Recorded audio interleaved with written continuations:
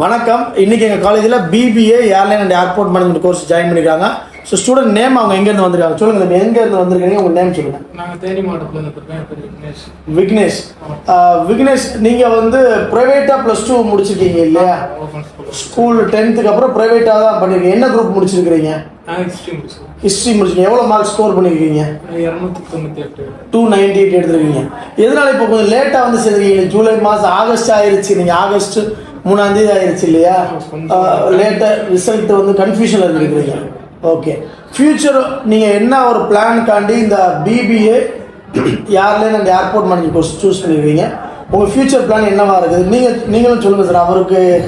அவர் என்ன மாதிரி பிளானில் நீங்கள் உங்கள் பையனை வளர்க்கணும்னு ஆசைப்படுறீங்க, நீங்களும் சொல்லுங்கள். வணக்கம். நான் தேனி மாவட்டத்துலேருந்து வந்திருக்கேன். நான் வந்து பொது வாழ்க்கையில் இருக்கேன். நான் ஒரு தொழில் நிறுவனம் வச்சு ஒரு தொழில் செஞ்சு வாழ்க்கையை நடத்திக்கிட்டு இருக்கிறேன். நான் நிறைய சிறு வயதிலேருந்து பொது வாழ்க்கையில் ஈடுபாடு உள்ளவன்.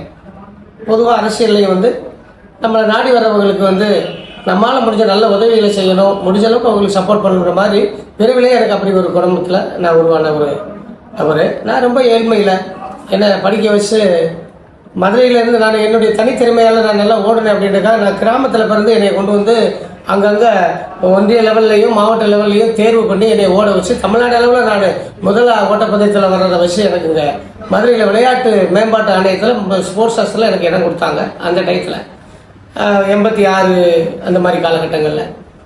அதுக்கப்புறம் நான் வந்து அதிலேருந்து படித்ததுனால எனக்கு சில நட்பு வட்டாரங்கள் வந்து நான் அதை எடுத்துக்கிட்டு வந்து நான் +2 முடிச்சுட்டு மியூசிக் காலேஜில் பாதியிலே நிறுத்தம் பண்ணிவிட்டு பொருளாதாரம் இல்லாத ஒரு காரணத்தினால மறுபடியும் நான் இருந்த பிறகு நான் ஒரு குடும்ப வாழ்க்கையில் எனக்கு ஒரு பையன் விக்னேஷ். இந்த பையன் வந்து நான் ஒரு பையனாக இருக்கிறதால அந்த பையனை நல்ல சிறப்பாக நான் என்னுடைய பழக்க வழக்கமெல்லாம் வந்து பெரிய லெவலில் எல்லார்ட்டையும் ஏற்றத்தாழ்வு இல்லாமல் ஜாதி மதம் பாராமல் நான் என்னோட எல்லாரும் இணங்கி பழகக்கூடிய பழக்க வழக்கத்தை இப்போ ஒரு மனப்பான்மையை கொண்டவன் நான்.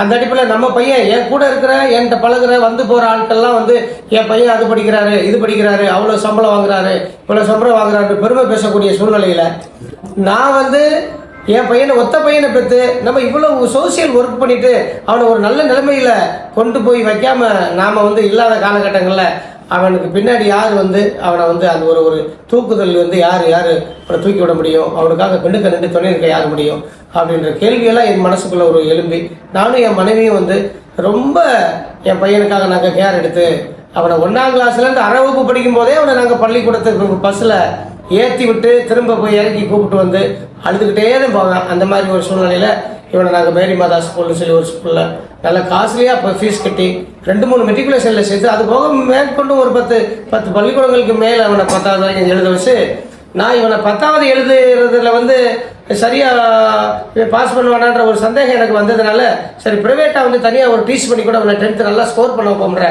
ஒரு உன்னத நோக்கத்தில் நான் இந்த பையனுடைய டிசியை வாங்கினேன். என்ன ஆகிப்போச்சுன்னா ஒரு போதாத காலம் அந்த டைமில் வந்து கொரோனா வந்துருச்சு. அந்த கொரோனான்றதுனால எடப்பாடி பழனிசாமி அதிமுக கவர்மெண்ட் இருந்துச்சு. என்ன பண்ணாங்கன்னா ஆல் பாஸ்ன்னு சொல்லிட்டாங்கன்னா அப்போ வந்து என் பையனுக்கு வந்து பாஸ் போடணும் ப்ரைவேட்டில் எழுதுறவங்க பாஸ் போடணும்னு சொல்லி அன்றைக்கி இருந்த தங்கம் தென்னரசு எஜுகேஷன் மினிஸ்டர் டிஎம்கேல அன்னைக்கு இருந்த எஜுகேஷன் மினிஸ்டர்லாம் தொடர்பு கொண்டு பேசி இந்த பையனுக்காகலாம் நிறையா நீதிமன்றமெல்லாம் போயெல்லாம் பார்த்தோம், எதுவுமே நடக்கலை. அவர் 2-3 டைமாக வந்து அந்த 10th ரொம்ப சிரமப்பட்டு அந்த பையனை பாஸ் பண்ண வச்சு அதை அப்படியே யோசிச்சுக்கிட்டு இருந்தேன் என்ன பண்ணலாம் ஏது பண்ணலாம்னு. அப்புறம் அது மாதிரி ஒரு இவனை இந்த மாதிரி வைக்கக்கூடாதுன்றதில் அப்புறம் கோயம்புத்தூர் வந்து பாக்கிய அகாடமின்னு சொல்லி ஒரு அகாடமியில் கொண்டு போய் அதுக்கு ஒரு கணிசமான தொகையை செலவழித்து அங்கே அவனுக்கு அகாமடேஷன்லாம் ஏற்பாடு பண்ணி தந்து அங்கே படிக்க வச்சு அந்த ஓப்பன் ஸ்கூல்ன்ற ஒரு அமைப்பில் 12வது பாஸ் பண்ணிட்டாப்புல. அதுக்கப்புறம் வந்து இவனை எப்படியாவது இந்த சமூகத்தில் ஒரு அந்தஸ்தான ஒரு இடத்துல வைக்கிற மாதிரி இருந்துச்சுன்னா அது ஒரு நீதித்துறையாக மாத்திரம்தான் இருக்க முடியும். அதுக்காக இந்த பையனை வழக்கறிஞர் ஆக்கணுன்ற ஒரு பெரிய ஒரு உன்னத நோக்கத்தில் நானும் என் மனைவியும் சேர்ந்து முயற்சி பண்ணி எங்கே சேர்க்கறது எந்த மாதிரி சேர்க்கறதுன்னு சொல்லி நாங்கள் நிறைய வந்து இது சம்மந்தமாக வந்து ஒரு பெரிய குழப்பத்தோடையும் ஒரு எதிர்பார்ப்பத்தோடையும் இருந்த காலகட்டங்களில் தான் இந்த பாஸ்டாவுடைய சேர்மன் வந்து யூடியூப்லையோ ஃபேஸ்புக்கான சரியாக தெரியலை. நான் யதார்த்தமாக ஒரு இரவு நேரங்களில் நான் பார்க்கும்போது இதை நான் பார்த்துட்டு அவருடைய ஸ்பீச் எனக்கு ரொம்ப பிடிச்சிருந்துச்சு. அவருடைய அனௌன்ஸ்மெண்ட்டு அவர் மென்ஷன் பண்ணதில் ஓப்பன் ஸ்கூலை வந்து கொஞ்சம் மெயினாக சொன்னார். அது எனக்கு பிடிச்சிக்கிட்டு நான் உடனே மனைவிட்ட இந்த மாதிரி நான் ஒரு இடம் பார்த்தேன், நான் அதை என்ன போய் கேட்டு வந்தேன்னு சொல்லிட்டு நான் அதை கேட்குறதுக்கு நான் அங்கே அந்த அட்ரஸை நான் கேதர் பண்ணிக்கிட்டு அரசடி, மதுரையில் அரசடி பக்கத்தில் நான் அந்த இடத்துக்கு வந்து போய் பார்த்தேன். அங்கே அந்த பவித்ரான்னு ஒரு பெண்ணு, நல்ல பண்பான ஒரு ஒரு ஒரு ஒரு அந்த அங்கே ஒர்க் பண்ணக்கூடியவங்க, அவங்ககிட்ட நான் வந்து கேட்டு தெரிஞ்சுக்கிட்டேன். அவங்க எல்லா விவரத்தையும் எனக்கு சொன்னாங்க. அப்புறம் 2 நாளாக நான் வீட்டில் போய் இருந்து வீட்டில் மனைவிட்டி பேசிக்கிட்டு வந்து நான் வந்து நேரடியாக சேர்மேனை வந்து பார்க்கும்போது, சேர்மேன் வந்து இப்படியும் இருக்காங்களா அப்படின்ற ஒரு மிகப்பெரிய உண்மையில எனக்கு ஒரு நான் இந்த மாதிரியான ஒரு விஷயம், நான் எவ்வளோ பெரிய ஆளையும் உட்காந்து பார்ப்பேன், ஃபேஸ் பண்ணுவேன், அவங்ககிட்ட வந்து நான் கவுண்டர் கொடுப்பேன். நம்ம ஏன்னா பிறந்துட்டா அனைவருமே சமம்னு நினைக்கக்கூடிய மனநிலை உள்ள நான் சேர்மேனை பார்த்ததுலையும் இந்த நிறுவனத்தில் என்னுடைய பையனை வந்து ஒரு பிபி என்ற ஒரு கோர்ஸை 3 வருஷம் முடித்து அவருடைய வழிகாட்டுதலில் அவருடைய அரவணைப்பில் என் பையனை வந்து ஒரு டிகிரி ஹோல்டராக கொடுத்து மேற்கொண்டு அந்த பையனை வந்து ஒரு வழக்கறிஞருக்காக ஒரு 3 ஆண்டு படிக்க வச்சு சென்னையிலையோ அல்லது டெல்லியிலையோ உச்சநீதிமன்றத்திலேயோ அவரை ஒரு வழக்கறிஞராக்கி ஒரு பொது வாழ்க்கையில் எனக்கு ஒரு மரியாதை வேணும் அப்படின்ற நோக்கம் தானே தவிர, இதில் நான் இவன் சம்பாரிச்சு என் பையன் சம்பாரிச்சு வச்சு அதை வச்சு நாங்கள் சாப்பிடணும், வாழணும், உயிர் வாழணுன்ற எண்ணமெல்லாம் இல்லை. ஏன்னா அப்படியெல்லாம் ஒன்றும் நம்ம நிறைய சாப்பிட போகிறதில்ல. அவங்களோட பழக்க வழக்கத்தை ஏற்படுத்திக்கிட்டதுக்கும் நான் அந்த இறைவனுக்கு மனமார்ந்த நன்றியை நான் தெரிவிச்சுக்கிறேன். இந்த நிறுவனத்துக்கும் நான் தெரிவிச்சுக்கிறேன்.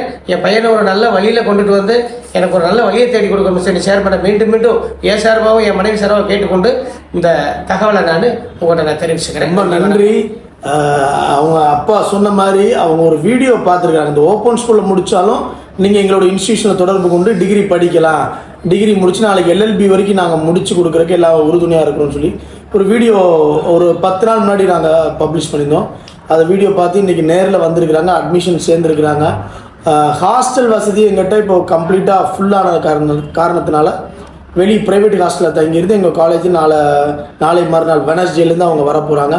சொல்லுங்க, நீங்கள் ஃப்யூச்சரில் ஒரு டிகிரி முடிச்சுட்டு என்ன மாதிரி இந்த சொசைட்டிக்கு பண்ணணும்னு நினைக்கிறீங்க? உங்கள் ஃப்யூச்சர் பிளான் என்ன வச்சுருக்கிறீங்க?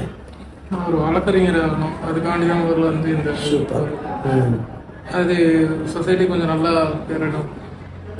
இந்த சொசைட்டிக்கு ஒரு வழக்கறிஞராக இருந்து இந்த சொசைட்டிக்கு என்னென்ன நியாயம் கிடைக்க வேண்டியதோ அவ்வளோ இருந்து நீங்கள் நல்ல முறையில் பண்ணி கொடுங்க. அப்பாவோட நோக்கம் உங்களுடைய நீங்கள் வந்து நல்ல முறையில் அதை இருந்து ஒரு வழக்கறிஞர் ஆனால் தான் அப்பாவோட நோக்கத்துக்கு இருந்து அதுக்கு உறுதுணையாக இருந்து நல்லபடியாக இது பண்ணி கொடுக்க முடியும். ஸோ மேலும் இந்த மாதிரி மாணவர்கள் ஓப்பன் ஸ்கூலில் முடிச்சிட்டோம், நம்ம டிகிரி படிக்கலாம்னு நினச்சி ஒரு அச்சம் உங்களுக்கு தேவையில்லை. நீங்கள் தாராளமாக டிகிரி படிக்க முடியும். எல்லா எல்எல்பிலேருந்து எல்லா டிகிரி ப்ரோக்ராமும் நீங்கள் படிக்க முடியும். இந்த வீடியோவில் எதுவும் சந்தேகங்கள் இருந்துச்சுன்னா கீழே கமெண்ட் செக்ஷன் தெரிவிக்கலாம். இந்த வீடியோ யாருக்கும் யூஸ்ஃபுல்லாக இருக்கும், உங்கள் ஃப்ரெண்ட்ஸ் அல்லது உங்கள் ரிலேட்டிவ்ஸ் யாரும் யூஸ்ஃபுல்லாக இருக்கும்னு நினச்சிங்கன்னா ஷேர் பண்ணுங்கள். நன்றி, வணக்கம்.